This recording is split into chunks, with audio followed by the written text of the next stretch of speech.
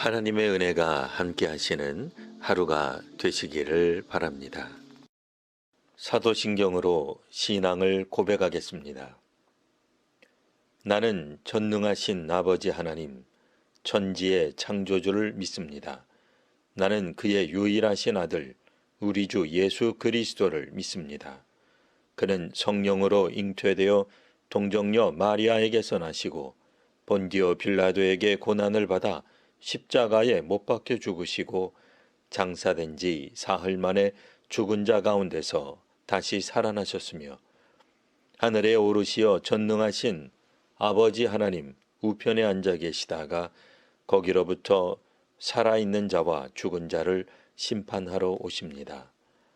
나는 성령을 믿으며 거룩한 공교회와 성도의 교제와 죄를 용서받는 것과 몸의 부활과 영생을 믿습니다.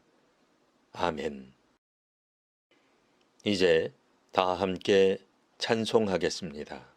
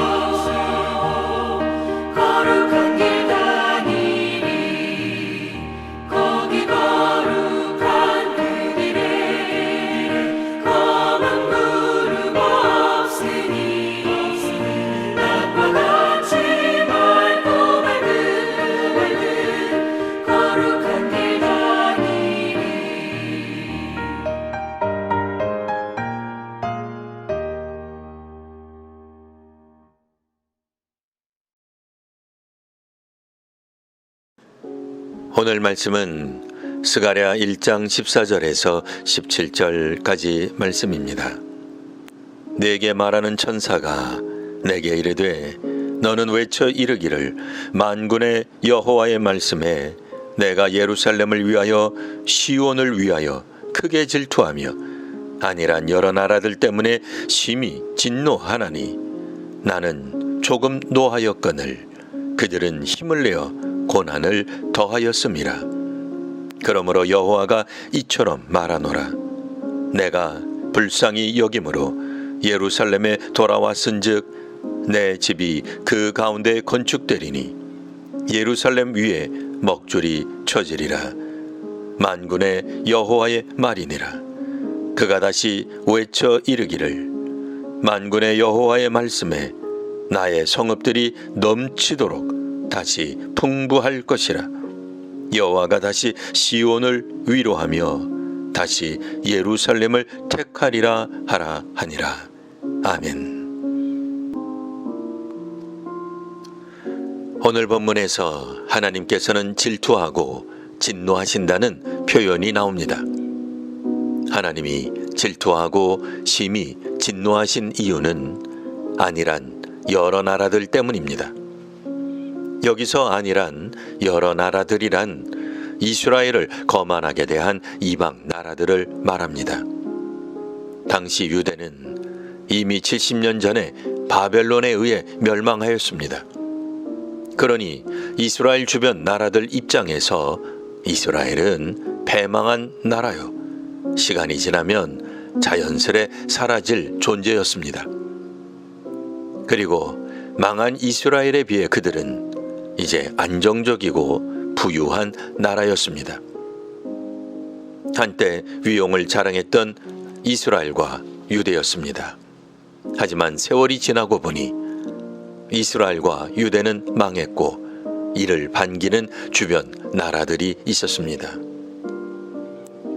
그러면 이스라엘과 유대는 왜 망했던 것일까요? 분명 이스라엘은 하나님이 택하신 백성 공동체였습니다.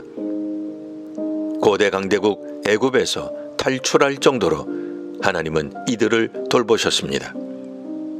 군사력으로는 비교가 되지 않는 전쟁에서 이스라엘 사사들은 승리할 수 있었습니다.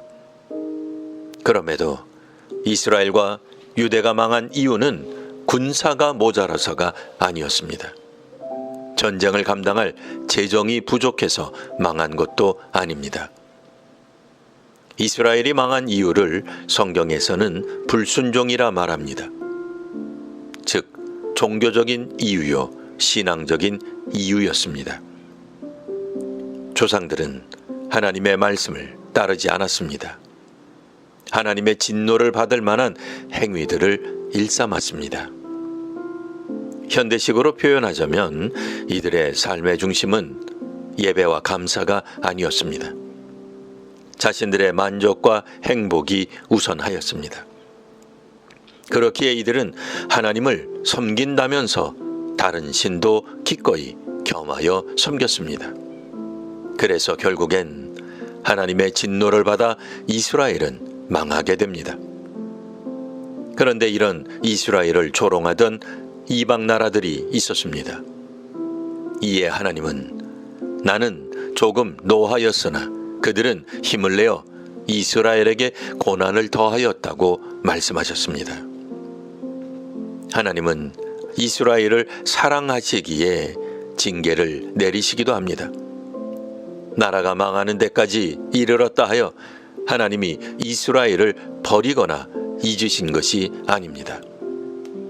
하지만 주변 이방 나라들은 마치 여호와 하나님이 이스라엘을 버린 것처럼 조롱하였습니다. 이스라엘의 무능을 비난하였고 이는 결국 하나님을 우습게 여긴 것과 같습니다. 오늘날 교회들이 때로는 약화되고 정체되며 심지어 문을 닫는 교회들도 있습니다. 한국에서 교회가 수년 내에 망할 것이라 예측하는 세상 사람들도 있습니다. 이들이 그렇게 전망하는 이유에는 교인과 재정의 감소라는 현실적인 지표가 있습니다. 확실히 인구 감소만큼이나 교인이 감소하고 있으며 물가는 점점 오르는 가운데 임대료를 내기에도 힘겨운 교회들이 있습니다. 실제 이런 모습들을 보며 세상 사람들은 교회를 더욱 비웃고 비난하기도 합니다. 하지만 바로 이때 오늘 본문에서처럼 하나님은 패망한 나라 예루살렘을 위하며 시온을 위하여 질투하십니다. 예루살렘을 우습게 여기는 안일한 여러 나라들에게 진노하십니다. 하나님은 조금 노하였을 뿐이나 그들은 지나치게 괴롭히고 행패를 부렸다고 말씀하십니다. 하나님은 무너졌던 예루살렘 한가운데 하나님의 집이 건축될 것이라 하십니다. 하나님의 성읍들의 재물이 풍성해질 것이며 하나님은 예루살렘을 다시 택하실 것입니다. 하나님이 교회를 회복시켜 주실 것입니다. 믿음 안에서 다시 출발한다면 풍부해지고 하나님의 말씀을 깊이 사모하여 헌신한다면 다시 택하여 주실 것입니다. 스가랴를 통해 주신 말씀이 심령 가운데 깊이 새겨져 주님을 더욱 사랑하며 예배하는 성도와 교회가 되시기를 축원합니다. 아멘. 하나님, 주님께서 도무지 침묵하고 계신 것 같으나 실상은 70년 내내 지켜보고 계셨음을 깨닫습니다. 하나님은 아무런 역사도 하지 않으시고 방치하신 것 같았으나 사실은 단 한 번도 우리를 잊으신 적이 없으셨음을 믿습니다. 절망 가운데서 무려 70년을 보냈으나 이제 유대인들이 예루살렘에 귀환하면서 아무것도 없는 광야 같은 곳에서 다시 시작하는 모습을 읽었습니다. 신앙의 기초한 공동체와 나라는 하나님이 세우시는 것임을 믿습니다. 오늘 한국교회를 다시 힘있게 세워 주옵소서. 지난날 하나님을 예배하기보다는 우리의 욕구에 더 많은 관심을 가졌던 저희를 고백합니다. 그저 남 탓으로 일관하며 사회가 안정되지 않고 교회가 어려워지는 것을 신앙의 문제로 보지 않았습니다. 다음 세대에 대한 고민과 비판은 하였으나 정작 교회를 떠난 그 다음 세대가 바로 우리 자녀라는 점은 인정하지 않았습니다. 저희를 용서하여 주옵소서. 이제 하나님께서 하시는 새로운 역사하심에 순종하며 사명을 감당하는 우리 교회와 성도가 되게 하옵소서. 예수님 이름으로 간절히 기도드립니다. 아멘.